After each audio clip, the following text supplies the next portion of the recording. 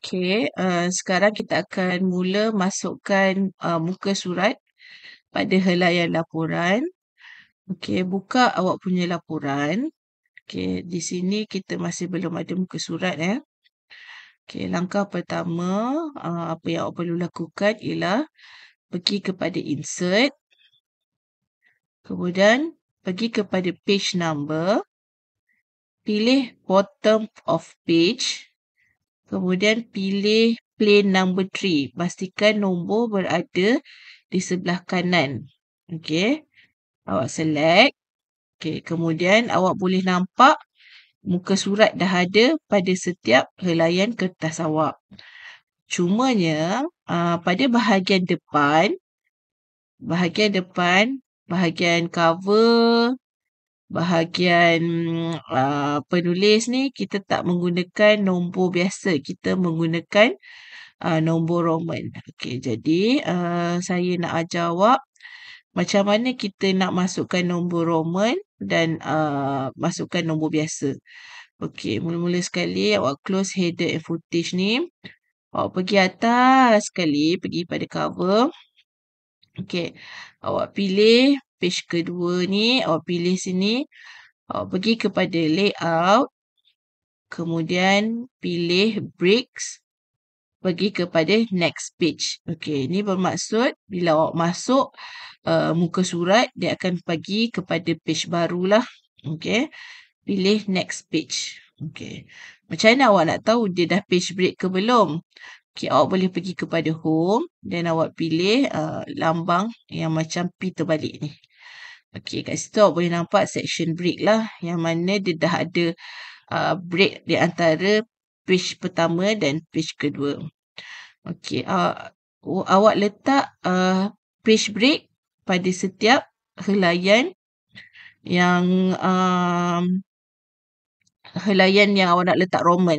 Okey, yang awak nak pisahkan antara Roman dan nombor biasa. Okey, macam pengakuan penulis,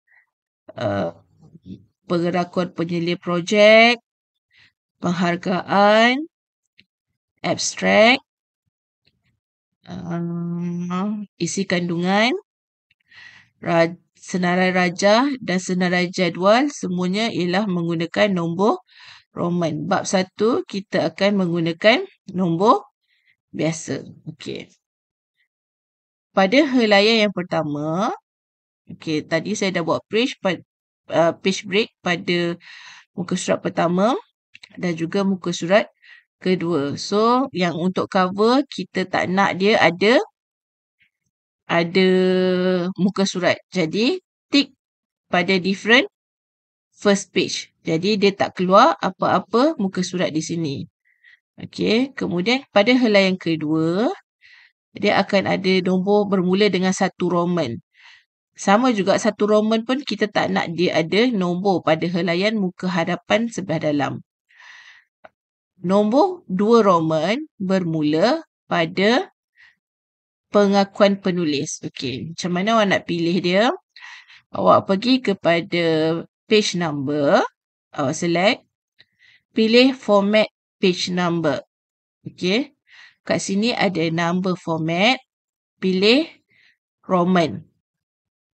Okey. Lepas awak tekan. Okey. So, dia akan keluar nombor Roman. Sehinggalah macam yang saya cakap tadi, sehingga kepada senarai rajah. Okey. Semuanya sekali dah buat nombor Roman. Okey. Pada bab 1, kita dah mula buat nombor seperti biasa. Okey, jadi kalau bab 1 awak nak letak muka surat, awak unclick lah ni. Jadi dia akan keluar muka surat 1. Okey. Kepada nombor biasa, sama juga langkah macam tadi. Awak pergi kepada page number. Okey, pilih pada format page number. Okey, number format tukar kepada nombor biasa. Kemudian tekan OK. Jadi sebelah atas ni ialah nombor Roman dan sebelah bawah ni ialah nombor biasa. Okey, itu saja tutorial untuk masukkan muka surat. Sekian, terima kasih. Assalamualaikum.